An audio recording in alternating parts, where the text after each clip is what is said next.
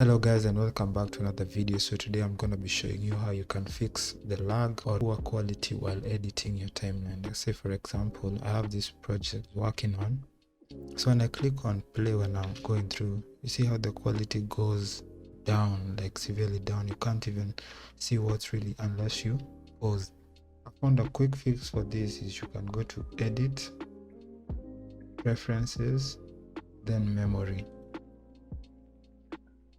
On memory, make sure it's set to performance, and this make sure it's on the lowest. You're gonna click OK.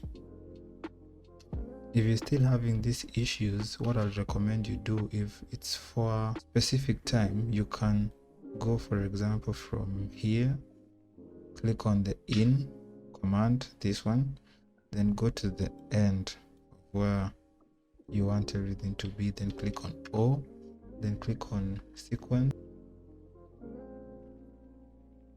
render into out. So once you render like into out, everything that's going to be showing within here is going to be showing the quality that is going to be rendered in. So you are not going to be having laggy video or video that you cannot see. So this should fix your problem. Let's wait for it to finish and see if it works.